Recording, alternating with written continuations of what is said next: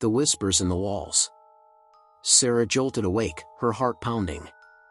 The old farmhouse creaked around her, but that wasn't what had startled her from sleep. No, it was the whispers, faint but unmistakable, coming from within the walls. "It's just the wind," she muttered, trying to convince herself. But deep down, she knew it wasn't true. The whispers had plagued her for weeks, ever since she'd moved into her great-aunt Edna's house. Sarah swung her legs over the side of the bed, her bare feet touching the cold wooden floor. The floorboards groaned as she made her way to the bathroom, the whispers growing louder with each step. In the harsh fluorescent light, Sarah studied her reflection. Dark circles shadowed her eyes, her skin pale and drawn. She splashed water on her face, hoping to shake off the unease that clung to her like a second skin. As she reached for a towel, the whispers crescendoed. Sarah froze, her hand outstretched.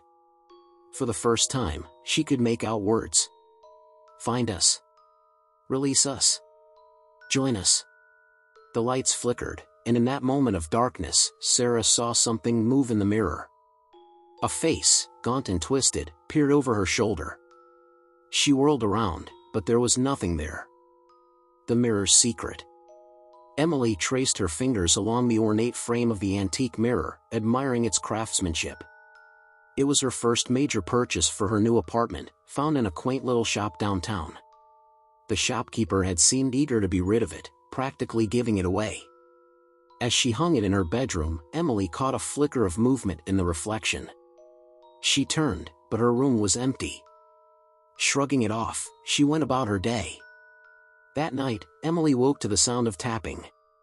Tap, tap, tap. Like fingernails on glass. Her eyes flew open, heart racing. The tapping stopped.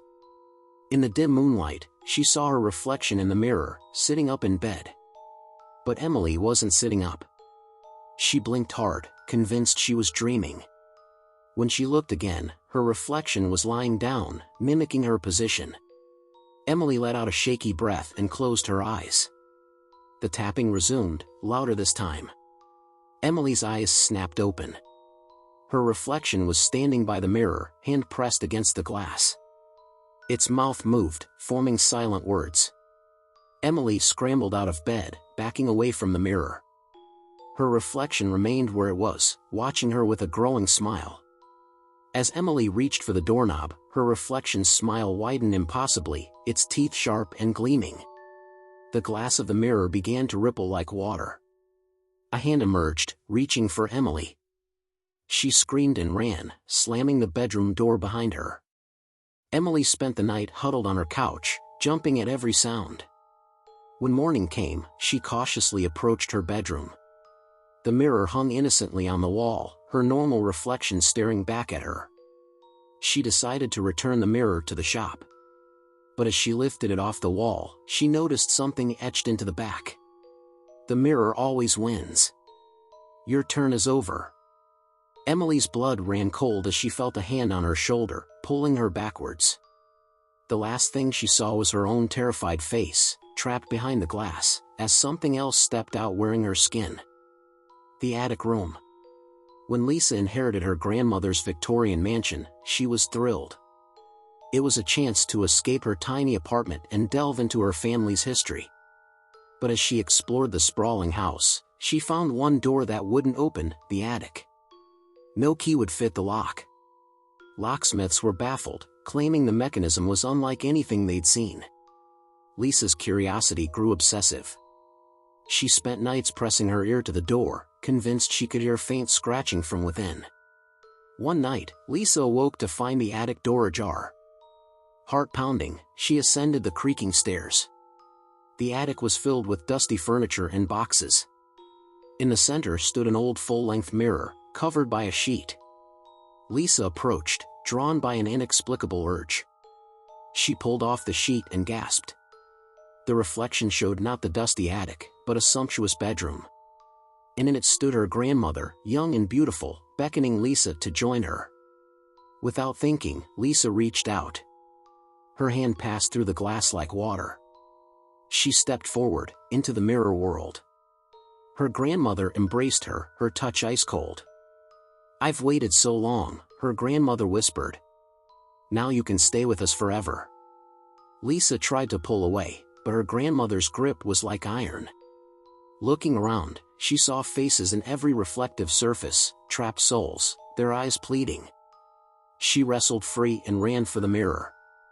But her reflection blocked the way, smiling cruelly. "Your turn to wait," it said, stepping out into the real world. Lisa pounded on the glass as her doppelganger walked away. She was left in the mirror realm, another soul trapped by the attic's terrible secret. In the real world, Lisa lived her life, ageless and cold-eyed. And in the attic, the mirror waited for its next victim. The midnight game. It was supposed to be a harmless sleepover game. 5 teenagers, a candle, and an old ritual they'd found online. Invite the midnight man into your home, the instructions read. Just be sure to keep your candle lit until 3:33 a.m. They followed the steps, writing their names on paper, smearing their blood on it, knocking on the front door 22 times at midnight. They giggled nervously as they lit their candles and set off to wander the darkened house. At 12:15, Megan's candle went out. They huddled around her, relighting it quickly. But as they did, they felt a chill sweep through the room. Something had changed. Shadows seemed to move in the corners of their eyes. Floorboards creaked behind them. And always, the sense of being watched, hunted. At 1:30, Jason's candle extinguished. As they scrambled to relight it, they heard a low, guttural growl from the darkness. Jason swore something brushed against his leg. 2:45, only 2 candles remained lit. The darkness pressed in, filled with skittering sounds and foul odors. Megan began to whimper, pointing at a tall, shadowy figure at the end of the hall. At 3:15, the last candle flickered out. Terror-stricken, they broke the salt circle they'd been told would protect them. As they raced for the light switch, a cold hand gripped Sarah's ankle. She screamed as she was dragged into the darkness. The lights came on at 3:33 a.m. 4 teenagers huddled together, wide-eyed and shaking. Of Sarah, there was no sign. Only a scrap of paper on the floor where she'd been. The midnight man claims his prize. Never play again. They never spoke of that night. But each of them knew that somewhere in the shadows, the midnight man waited, ready for new players to invite him in. The cursed painting. Mark had always been drawn to the macabre, so when he saw the painting at the estate sale, he had to have it. It depicted a gaunt figure with hollow eyes, reaching out toward the viewer. The elderly seller seemed relieved to be rid of it. Mark hung it in his study, admiring the morbid artistry. That night, he dreamed of the figure, its bony fingers brushing his face. He awoke, heart racing, to find the painting had moved slightly on the wall. Over the next weeks, Mark's fascination turned to obsession. He spent hours staring at the painting, noticing new details. Sometimes, he could swear the figure's position changed ever so slightly. His dreams grew more vivid. The figure whispered to him, promising secrets if he'd only reach back, take its hand. Mark's waking hours became a haze. He stopped going to work, barely ate. All that mattered was the painting.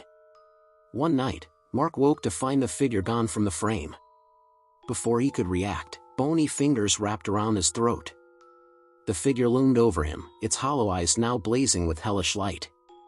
"Your turn," it rasped, dragging Mark toward the painting. He struggled, but his strength was no match for the supernatural force pulling him. As he was forced into the canvas, Mark saw his own world through the frame, now a gateway. The figure stepped out, wearing Mark's face like a mask. Mark found himself trapped in a painted hell, surrounded by countless other victims. Their agonized faces filled the background of the painting, visible only to those who looked closely. And in the real world, the figure wearing Mark's skin lifted the painting off the wall. It was time to find a new owner, a new victim. The curse had to be fed.